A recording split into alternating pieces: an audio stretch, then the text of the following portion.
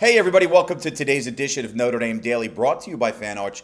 I'm Pete Mulroy, and into the midweek we go as the NC State game continues to approach. Saturday, October 4th, 3:30 p.m. Eastern Time. This is the Peacock exclusive game. No NBC network for this one, I'm sure, to the chagrin of many.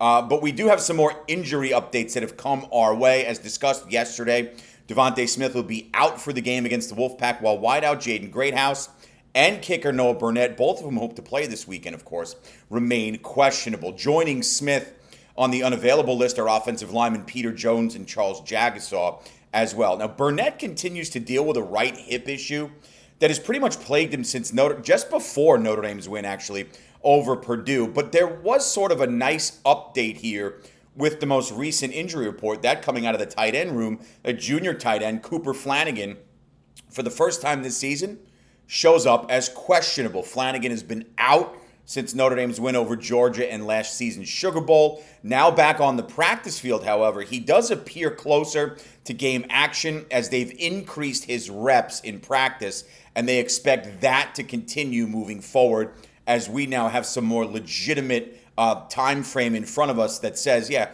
Cooper Flanagan's going to be back in the fold before we know it, which is obviously great news. And going from just out to questionable is a big step in that direction, as is becoming more active and being used more in practice. Greathouse continues to battle the right thigh injury, at least to this point in the week. It remains unclear if Greathouse will be ready to roll this weekend. Some uncertainty as to exactly when this injury did happen. Wasn't something that was initially announced as being long-term, but we'll wait another day or two and see if we can finally get a final update going into Saturday's game with NC State. But that's pretty much the injury report as of late. Nothing too crazy out of left field here. Obviously, the real big negative is that Devontae Smith will miss this weekend's game. You talk about the opponent for the Irish this weekend in an NC State team that under Dave Doeren has played a physical brand, or at least tried to play a physical brand of football. And this weekend, the Irish offense has to believe it's going to have chances to move the ball and put up points against a defense that has certainly had its fair share of issues. State has given up 375 total yards per game this season, which is 77th nationally. They also surrendered 25 points a clip, which is, ironically enough, also 77th in the country. Up front, the rushing defense for NC State has been mediocre at best. There's talent there, but the Wolfpack have been allowing opponents to rush for over 130 yards per game, and the passing defense has had its fair share of struggles as well. Now, this was an NC State team that had a revamped secondary coming into the season. The unit ranked just inside the top 20 in America at 97th after allowing 240 yards per game across the first 6 games of the season. So what does that mean for the Notre Dame offense? Well, CJ Carr and company are certainly going to be looking to take advantage of a weaker back end of the NC State defense, and I'll get into that more in a moment. Getting the ball spread out to his full arsenal of targets is going to be part of that plan, whether it be Eli Raritan, Will Pauling, Malachi Fields, Jordan Faison, and Jeremiah Love. All 5 of those guys, and of course sprinkled in with a few others, have been consistent playmakers in the passing department. I see no reason that would change this weekend, while the Irish also continue to pound the rock with Love and Jadarian Price. Isolating NC State's top defensive player, who's linebacker Caden Fordham, is also going to be huge. Through 6 games, Fordham, the kid, is already on the watch list for the Bednarik Award. Has amassed nearly 60 tackles and 2 sacks. So he's on a career-high trajectory from the linebacking and second level of that NC State defense. He's the guy you're going to want to know where he is on the field.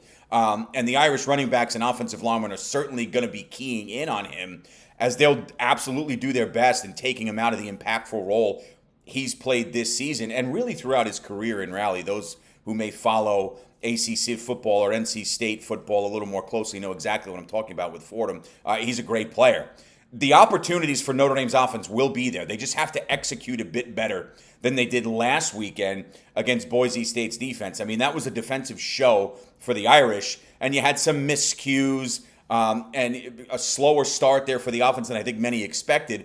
But the offense has been so damn good lately that you can almost ride that out because they made the plays that they needed to make.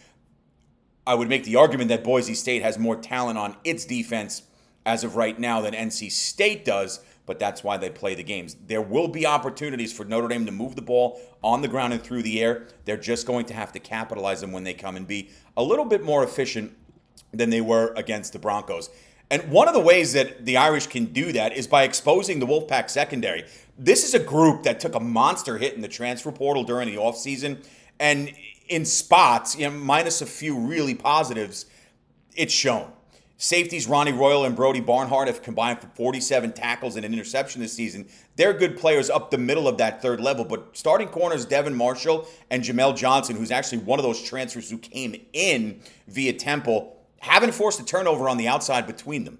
As a matter of fact, this is an NC State defense as a whole that's only forced 3 turnovers, with all 3 being interceptions this season.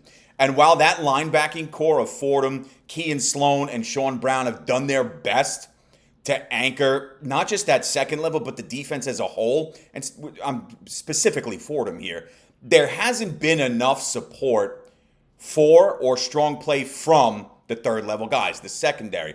As such, they've struggled. There is certainly talent on this defense. I'm not poo-pooing them. But for a group that has already allowed 31 points in a win over UVA, and 45 in a loss to Duke, finding consistency against the Notre Dame offense that, minus a few miscues last week against Boise State, has really been rolling for most of the season, is not going to be an easy task. They're going to want to play physical ball. They know what they're dealing with a Notre Dame offensive line that has played the last 3-4 games with incredible confidence. Really, since the back end of that Miami game, they've grown into a more complete unit. You know what you have facing you in Price and Love. And then the way C.J. Carr not only moves the ball down the field with efficiency, but the way he is confidently spreading it across, not just locking in on one go-to receiver. I mean, it's been Fields and Faison or Faison and Fields, but you're sprinkling in those other guys. The distribution there creates even more of a headache for an opposing defense. And when you have a secondary that has had its fair share of struggles as it is, it can complicate matters even more. So that's why when you talk about this Notre Dame offense, specifically the passing game wanting to have a big day, exposing some of the weaker components of this NC State secondary is going to be a big part of that. Conversely, if you flip to the other side of the ball for North Carolina State, this is a team offensively that's coming off a 56-10 thrashing of FCS member Campbell. So the Wolfpack offense is feeling pretty good. Regardless of who you play, anytime you put up 50-plus points and over 600 yards of total offense, you'll be pleased, okay? And again, it's the opponent, not the level of ACC competition or Notre Dame, but still a good day on that side of the ball. But now, of course, the challenge increases. This is a Notre Dame defense that the Wolfpack will see that's looked incredibly different from the one we watched in season opening losses to Miami and Texas A&M. I mean, that's beyond fair to say. For this Irish defense, led by Walter Camp, FBS Defensive Player of the Week, Leonard Moore, by the way. He got that award yesterday. 2 picks, a forced fumble, 6 tackles in the win over Boise. Locking down the essential players on this Dave Doran offense is going to be the goal. Those key players, quarterback C.J. Bailey, running back Hollywood Smothers, who I talked a little bit about yesterday, and leading pass catcher, tight end Justin Jolie. Smothers is second in the nation in rushing yards with 693. It's an average of 6.9 yards a carry on 100 touches this season. That's phenomenal. This became his backfield this year, and he has taken the ball and literally run with it, no pun intended. The kid is unbelievable to watch. He's a dynamic playmaker. He can go downfield. He's got speed. He's shifty, and he can hit you. He can play with a brand of physicality that you love from your running backs. Bailey, in that backfield as the signal caller, has the ability to, yes, dual threat, beat you with his arm and his legs, but his major moments this season for 4-2 NC State have come via the pass. 1,600 yards, 13 scores against 4 interceptions, and a rating north of 165. He's also added 3 rushing scores. But most of his damage this season, as athletic as he is, and with the intelligence that he plays with, most of the damage that he's caused the opponents has come through the air. Now, his top pass catcher with 28 grabs on the year, Jolie's a fluent athlete who can go up and get the football. At 6'3", 250 pounds, kid's a New York native. He's got great hands. But he also runs crisp routes. And, 6'3", 250, you think big body bruiser. He runs like a wide receiver, but he can go up and be physical and pull that ball out of the sky in tough coverage. He's done that all season for Bailey and company. And he has been that leading target for the Wolfpack for one very simple reason. He's good. And you want to add a second reason, he's reliable. He's got great hands. Now, the likes of Drake Bowen, Jalen Sneed, Jaden Owsbury, Junior Tui Alamaka are undoubtedly going to be homing in on Joe Lee this weekend, as they don't want him ripping them apart across the middle of the field. I mean, that's obvious. Up front, slowing down the second leading runner in America is not going to be an easy task. But with the way the Irish front has played as of late, really led by Gabe Rubio, who's become the anchor of that group, the Irish have to feel pretty good about their chances, as talented as Smothers is, and again, he really is outstanding.